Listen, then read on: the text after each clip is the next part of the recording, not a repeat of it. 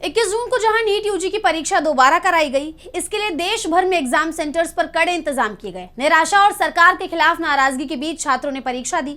वहीं दिल्ली के जंतर मंतर पर युवाओं का प्रदर्शन भी जारी रहा। 2 दिन से लगातार युवा मैदान में डटे हुए हैं। शिक्षा मंत्री धर्मेंद्र प्रधान के इस्तीफे की मांग कर रहे हैं। लोग सिंहासन खाली करो की तख्तियां लेकर प्रदर्शन में जुटे हुए हैं। तो क्या दिल्ली से होने वाली है मोदी सरकार की विदाई? जानेंगे इस रिपोर्ट में। नीट पेपर लीक को लेकर देश भर में संग्राम छिड़ा हुआ है। कांग्रेस से लेकर कॉकरोच जनता पार्टी तक ने सरकार के खिलाफ अलग अलग मोर्चे खोले हुए हैं। देश के युवा शिक्षा मंत्री धर्मेंद्र प्रधान के इस्तीफे की मांग कर रहे हैं, एनटीए को बैन करने की मांग कर रहे हैं और इन सब के बीच नीट यूजी की परीक्षा दोबारा कराई गई। पेपर लीक के बाद दोबारा हुई इस परीक्षा के लिए खास इंतजाम किए गए थे।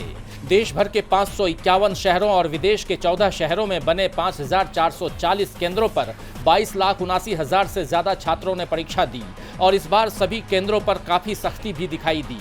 2 लाख से ज्यादा सुरक्षाकर्मी तैनात किए गए। पहली बार वायुसेना के विमान और हेलीकॉप्टरों ने 200 से ज्यादा उड़ानें भरकर सभी केंद्रों पर पेपर पहुंचाए। खबरें तो यहां तक आई कि पीएम मोदी 45 मिनट तक दिल्ली एयरपोर्ट पर ही रुके रहे ताकि ट्रैफिक बाधित न हो और स्टूडेंट्स को एग्जाम सेंटर्स तक पहुंचने में कोई दिक्कत न हो।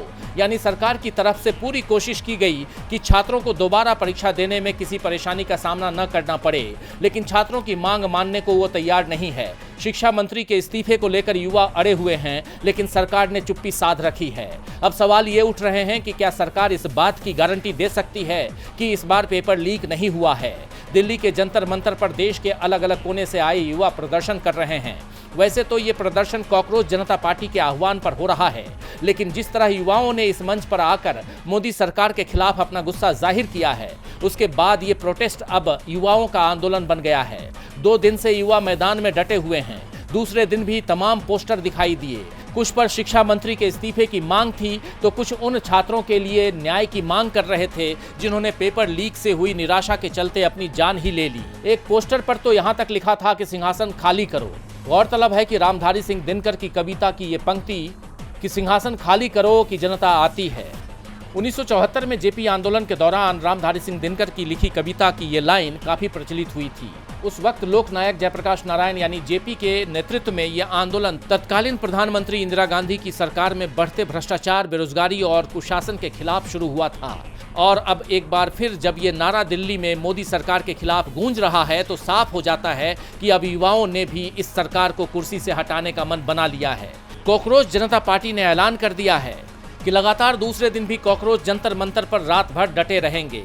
जब तक धर्मेंद्र प्रधान इस्तीफा नहीं देते हम यहां से नहीं हटेंगे। अगर सरकार को लगता है कि थकान से ये आंदोलन खत्म हो जाएगा तो वो गलतफहमी में है। ये विरोध और भी बड़ा होगा, यानी ये आंदोलन अब और बड़ा रूप लेने वाला है। ऐसे में देखना ये होगा कि इसका देश की सियासत पर क्या असर पड़ता है। क्या युवाओं की ये जिद सरकार को झुकने पर मजबूर कर पाएगी? ये बड़ा सवाल है। डीबी लाइव की रिपोर्ट।